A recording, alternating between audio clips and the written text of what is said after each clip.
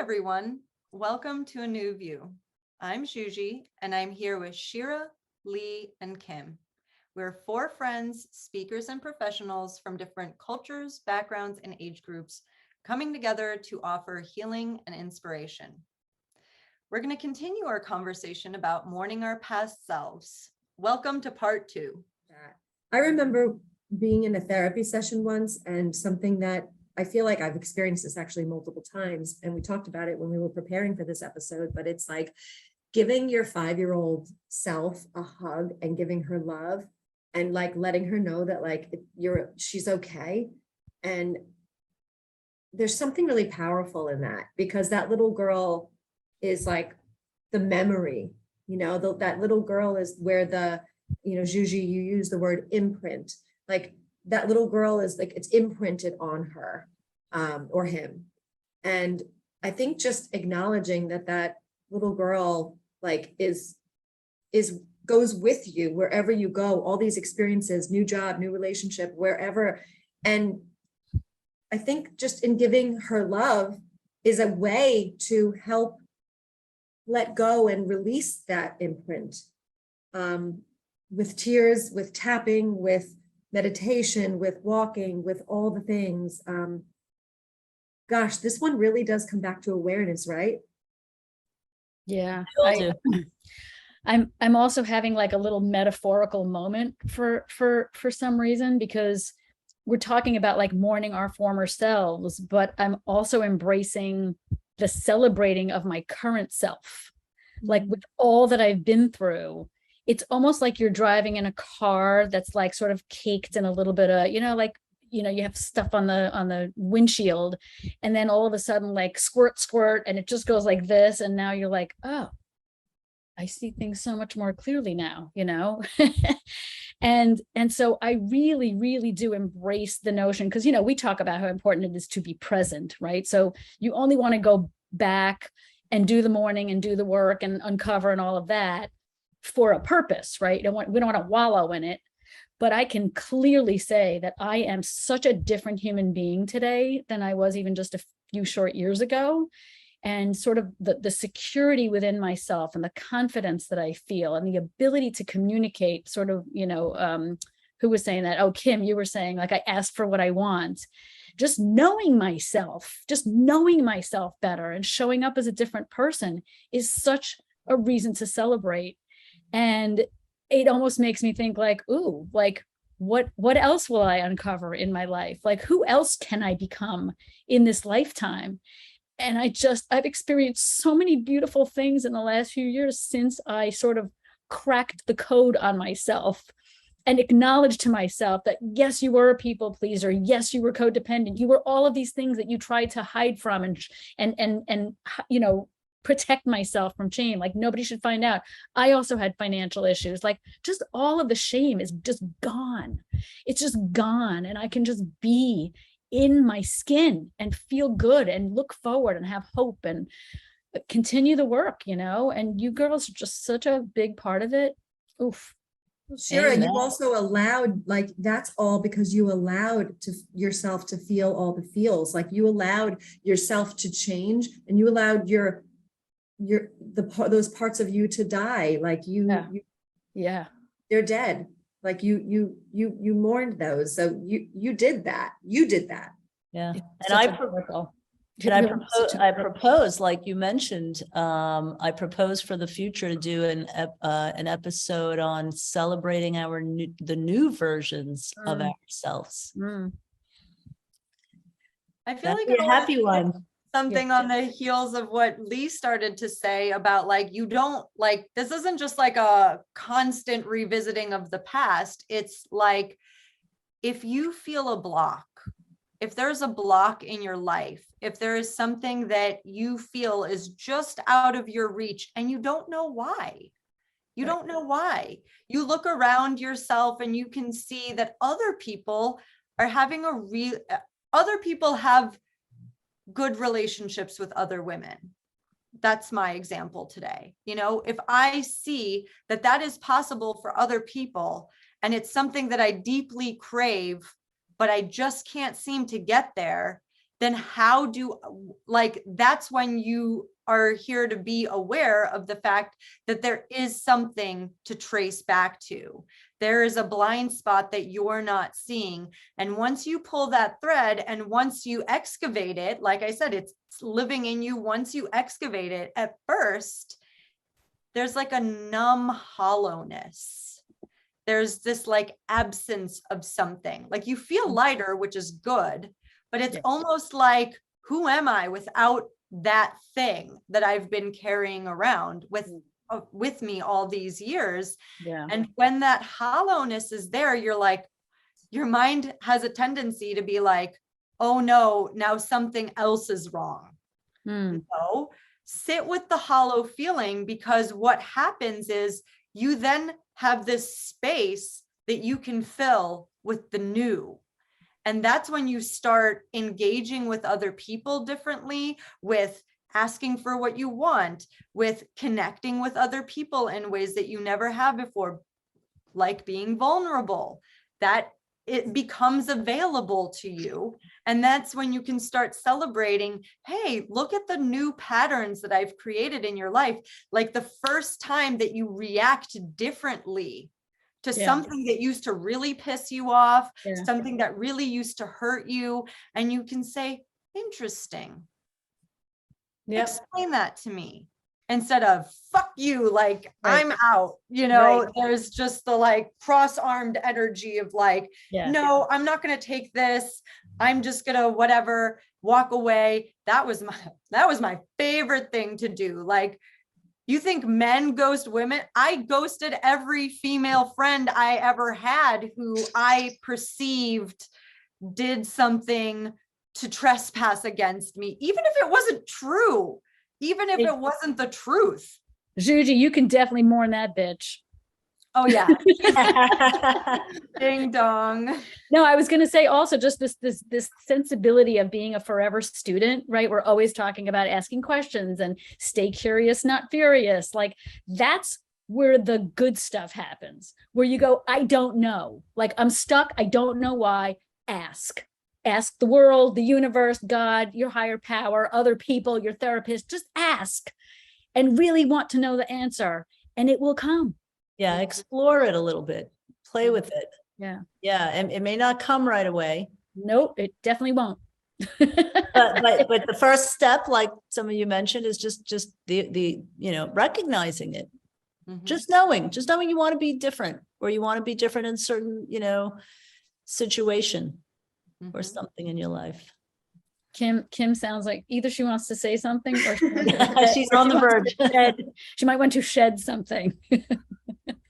It's funny because I know we're like about to wrap up, but I have this like big like grog in my throat that I just realized while you were talking, Juji, when you said there's something beyond your grasp that you can't figure out, but you know it's there and you just like want to figure it out so you could be happier and you could live like other people are living, like, just free of something. And it's my skin. And I think that like you, Shira, with mourning yourself as the mom you used to be, the experience you had at that time, I still suffer from psoriasis. I wouldn't call it suffer, but like I struggle with it. It's challenging. And it's an up and down journey. And years ago, I wrote a book, I healed myself. And I really haven't mourned the person I was without the psoriasis. It's like an identity for me. And I don't know what I would do without it on my skin. And that was years ago. And I definitely didn't mourn her now that I think about it, because now I'm just a girl with psoriasis on a journey. And I'm always trying to figure it out.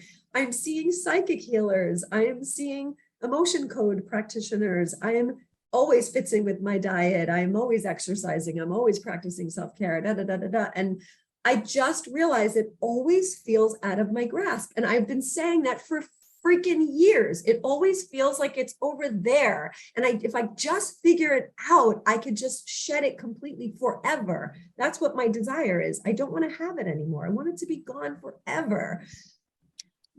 And I just realized that, like, holy cow, like I never mourned the person I was without psoriasis for that short time in my 30s. And then on top of that, it still feels out of my grasp. And I know it's emotional. I know it's 100% emotional. And I just am realizing, wow, I just feel like all of a sudden I've been on this journey forever, years and years and years. And in this one moment, I all of a sudden feel like I'm at the beginning of my journey again. Hmm. It's Hey, just Kim, like, So interesting. let me ask you a question. So, I mean, you said, it sounds a little contradictory, but you said that you never mourned the woman that did not have psoriasis, that you were. Why would you want to mourn her if she was free of psoriasis? so I know it sounds like that, but I think what I mean is I was someone at that time who cleared my skin, had success, wrote about it, blogged about it, posted about it, talked about it, did workshops about it. And I miss her. And there's somewhere in there that there's some healing of like a, not imposter syndrome, but almost like a, I can't think of the word at the moment, but like a fake or a failure, or there's some piece of me now deep, deep down that feels like that was a lie, because that's not how it is today. And even though intellectually I know it wasn't a lie, I healed myself. There's all these people online who have skin issues, who are coaches and writers and all the things, and they blog about their experience without this disease. And sometimes I can't even read their posts because I'm so envious that I didn't fucking figure it out. And I thought I did. So that's what I'm mourning. You know what I mean? But yeah, and you did. And the thing is, in my mind, I think of that as a major success that maybe it's not something you want to celebrate now because it was in the past, but it was still like a major thing that you did for yourself at that time, whatever steps you took, and you wrote a book about it and you blogged about it, and you probably helped a lot of people because for them, the steps that you took and whatever you shared may have helped. Now, we all know, like when somebody is, let's say, on a weight loss journey, not every single, thing that somebody says might work for them. Someone might say, eat this, don't eat this, exercise, don't exercise, do cardio, do weight training. So at the time, what you did worked for you in that time frame in your life. And I feel like that may have helped a lot of people. And you were in your truth back then, Kim. I know, and you're so sweet. You're so sweetly. And I 100% like loved those feelings back then. I loved how I felt. I love who I impacted. And that's all true. And you're so sweet to, like, as a friend, build me up and acknowledge that. And I love you so much for it. I guess the thing is I need to do that for myself. It can't come from anybody else. My husband, he builds me up on a daily basis, and it doesn't mean anything to me right now because I have to do it. So it's so sweet. Thank you so much. And please keep doing that. Please keep supporting me. Yeah, no, listen, and I get it. And I'm not talking about how you are today. And I'm sure it's got to be, and I know that it's very frustrating. We talk about it. I know that. But don't take away from the girl who wrote that book at that time. That's all I'm saying. You know what I mean? And my heart's with you. I know you've been at it, trying to uncover what it is once and for all. But maybe that uncovering today has something to do with that, like that not enough, not worthy, unworthiness somewhere deep in the cells from childhood, Juji, please. Miss raise her hand over there. Now, I'm not trying to call you out, Kim, but I feel like the emotion that I feel like you're not expressing is anger. Like I heard anger when you just said that, and I've never heard you say anything in an like a remotely angry tone. And I feel like you're the sweetest human being alive. We all know this. You're such a supportive friend. You're such an incredible wife. You are such a ray of sunshine in so many people's lives. There's a meme that I keep bumping into that's like, self-care is canceled. We're screaming at the moon. Because it's really like, okay, it's not the spiritual thing to do to get angry, right? Like it's peace, love, and light all the time. Yeah. Right. But it's like when you retrace, where are you fucking furious? And who are you mad at? And it doesn't mean that you're here to express that anger at the people that you're mad at, but like, get mad, get angry, get all of that out, because I understand exactly what you're saying about your skin, because I went through this roller coaster too. And it's like, I thought I had dealt with it. I posted about it. I talked about it all the time. Look at how gorgeous my skin is. And then all of a sudden it was like right back to not being the way that I wanted it to be. And I felt like a fraud. I felt like something was wrong with me. I know that your journey is so much longer, so much more intense, so much more in depth. I definitely didn't write a book about it, but it's like, there's no arrival point. Like it felt good in that moment, but it was still covering something up. So if there is still something to pull at, there's a thread. It's a thin little thread that we're here to pull on and really, really uproot. And the uprooting, whew, that is intense shit. It is I'm not going to sit here and lie to anybody about how like it's all great. It's not. It fucking sucks. Getting angry sucks. Getting sad sucks. Feeling deep, deep, deep shame about yourself sucks. And like I said, when that is gone, there's a numbness. And that doesn't feel great either. You're just like a zombie walking around. I just went through this. Like I just went through a big cycle of this, of uprooting some really, really deep, deep pain and getting really fucking mad about it. And just like physical pain all throughout my body as I'm experiencing it again, re-experiencing it again. And this is why a lot of people don't do these things. They just like, you could take drugs for psoriasis. That would be the easy way out, right? Yeah, I know you do that, and I know that you don't, because you want to holistically heal who you are. yeah. And I think one of the hard things for you, Kim, and correct me if I'm wrong, is that you already felt like you went through that when you succeeded before. I mean, you must have gone through something, right? The struggle of having and living with psoriasis, and then it cleared up. So, and I also think that, and when it does happen again, I'm sure what may surface is, will it come back again?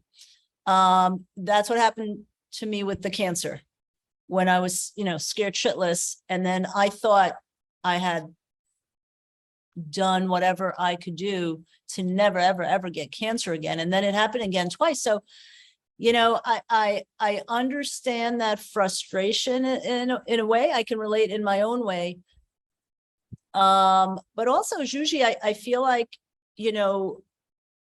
everybody heals in a different way.